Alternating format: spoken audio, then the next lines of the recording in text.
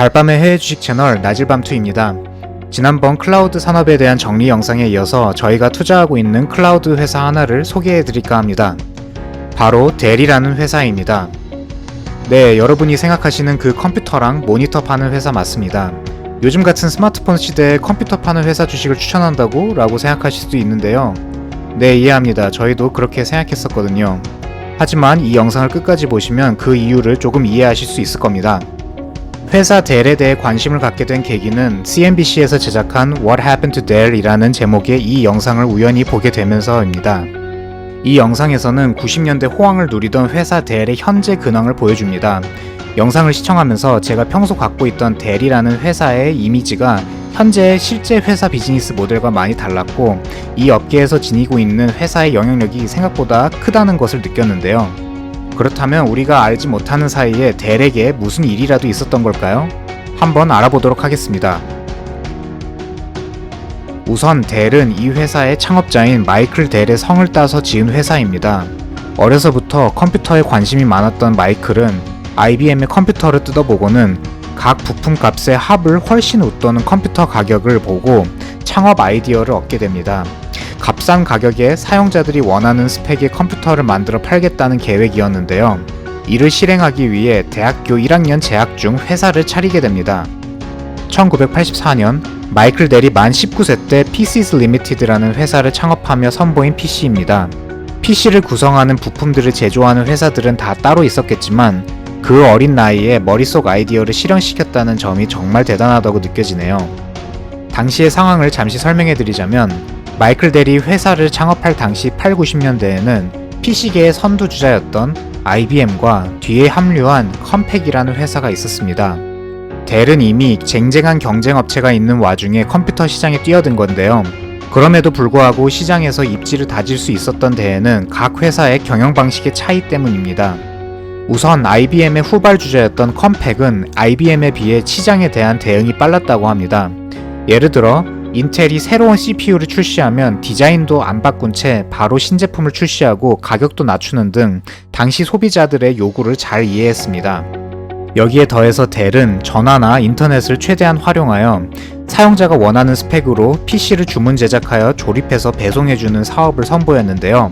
당시 인터넷 보급 초기 단계였던 것을 감안해보면 주문 즉시 재고를 납품받아 효율적으로 유통을 하여 가격 경쟁력까지 갖춘 판매 방식은 매우 획기적이었죠. 반면에 IBM 같은 경우는 이렇게 급변하는 환경 속에서 당사가 보유하던 기술력에 자만하면서 상대적으로 보수적인 경영을 했습니다. 컴퓨터 산업의 진입 장벽이 낮아졌다는 것을 제때 인지하지 못한 것이죠. 결국 후발주자들에게 PC 시장 점유율을 많이 뺏기게 되었습니다. 델은 1988년 상장 후 엄청난 속도로 성장했습니다. 당시에는 PC 보급률이 굉장히 낮았기 때문에 전 세계 사람들이 잠재적인 고객이었죠. 승승장구하던 델의 주가는 2000에서 2001년 호황을 누리던 미국의 IT 업계들의 거품이 꺼지면서 단기간에 큰 폭으로 하락하게 됩니다. 하지만 탄탄한 비즈니스 모델을 갖고 있던 델은 주가를 조금씩 회복하였고 2004년 마이클 델이 대표 자리를 전문 경영인에게 물려주며 경영 일선에서 후퇴하게 됩니다. 그리고 주가는 2005년 40불 언저리까지 회복을 하였으나 이후 장기간에 걸친 하향세가 시작되었는데요. 혹시 왜 그랬을지 예상이 가시나요? 네, 눈치채셨겠지만 2007년에 일어난 일입니다. 잠깐 보시죠. An iPod, a phone, and an internet communicator. An iPod, a phone. Are you getting it? These are not three separate devices. This is one device. And we are calling it iPhone. 다시 봐도 참 혁신적이네요. 본론으로 돌아오면 2007년 스마트폰이라는 신개념 모바일 디바이스가 등장하면서 델 등 PC 회사들의 향후 전망이 나빠졌습니다. 현 시점에서 보면 어쩌면 당연한 결과일 수 있겠네요. 스마트폰의 등장 외에도 경쟁 업체들이 델의 저비용 생산, 판매 방식을 수용하면서 경쟁 구도가 심화됐고 델 노트북 배터리 발화 사고가 연이어 발생하는 등 악재가 겹치기도 했습니다. 이러한 좋지 않은 상황에서 마이클 델은 대표직에 복귀하게 되는데요. 복귀 이후 마이클은 공격적인 인수합병 등의 전략을 통해 장기적인 관점에서의 회사를 재정비하려는 계획을 실행했습니다. 하지만 이러한 전략은 단기적인 성과를 보이기 어려웠고 결국 주가는 10불대까지 하락하게 됩니다. 이때 델은 아주 중대한 결정을 하게 됩니다. 자의에 의한 상장 폐지, 즉 비공개 기업으로 전환시키기로 한 것이죠. 실제로 델의 비상장화는 이루어졌고 2013년부터 2018년까지 공개 기업이 아닌 비공개 기업으로 5년을 보냈습니다. 우선 비상장 회사로 전환한다는 것은 미국 주식시장에서 제외된다는 뜻인데요. 왜 이런 선택을 하게 됐을까요? 비상장 회사로 전환하게 되면 일단 회사의 신용도가 떨어지고 자본 조달 측면에서 제한되는 점이 많습니다. 회사들이 어느 정도 성장하게 되면 주식시장에 상장하려고 노력하는 이유가 이 부분 때문이기도 합니다. 그러나 장점 또한 존재하는데요. 비상장 회사의 가장 큰 특징은 회사의 재무 상태를 보고할 의무에서 면제된다는 것입니다. 여러분들이 주식 투자를 할 때 회사의 내재 가치를 평가하기 위해서 가장 기본적으로 확인하는 것이 회사의 재무제표, 실적 등의 내용일 텐데요. 한 해 매출이 어땠고 CEO는 얼마를 받았으며 또 부채는 얼마나 늘었는지 같은 회사의 재무 관련 사항을 보고하지 않아도 됨으로써 CEO 관점에서는 회사를 조금 더 유연하게 운영할 수 있습니다.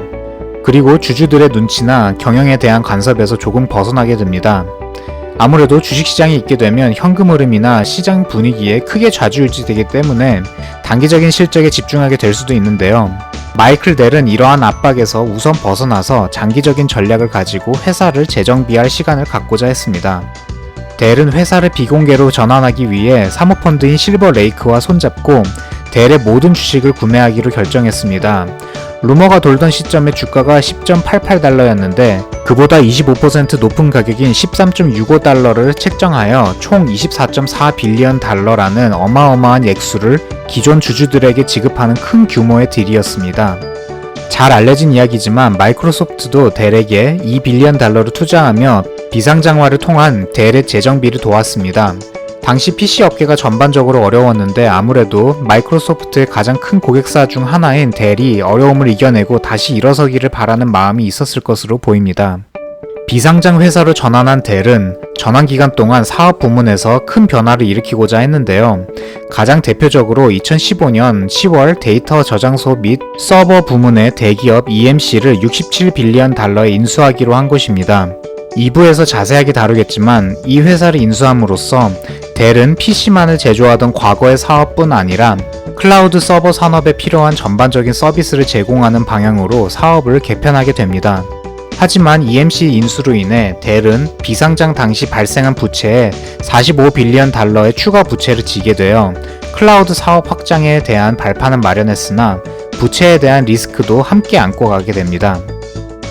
여러 번에 걸친 인수로 다양한 사업체를 보유하게 된 델은 5년의 재정비 기간 끝에 2018년 델 테크놀로지스라는 새로운 모기업으로 나스닥에 재상장합니다. 재상장의 의미는 먼저 비공개 기업으로 전환할 당시에 세웠던 회사 재정비에 대한 목표를 상당 부분 이루었다는 것을 시사합니다. 다시 올자리로 되돌아온 것이지요. 또한 복잡했던 기업 지배 구조를 단순화시키고 자금 확보를 통한 부채 경감 등 여러 기대 효과가 있어 당시 재상장은 좋은 결정이었다고 평가받고 있습니다. 재상장 이후 델은 회사의 고질적인 문제인 부채를 줄이기 위해 많은 노력을 하고 있습니다. 먼저 델과 지속적인 파트너십을 유지하되 독립적으로 운영되는 것이 전략적으로 낫다고 판단된 회사들 위주로 매각을 진행하였고 가장 최근에는 델이 80% 이상 소유하고 있는 자회사 VM웨어를 스핀오프 시킬 것을 발표하기도 했습니다.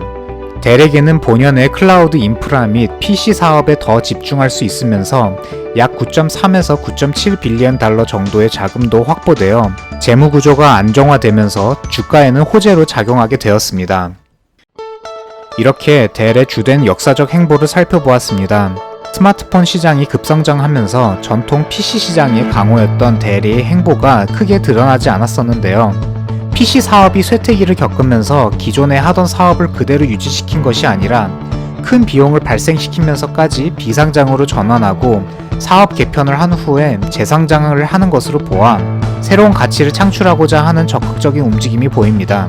다음 2부 영상에서는 델의 현재 사업과 향후 비전에 대해서 자세하게 다뤄볼 예정입니다. 내용이 유익하셨다면 구독과 알림 설정 부탁드립니다. 감사합니다.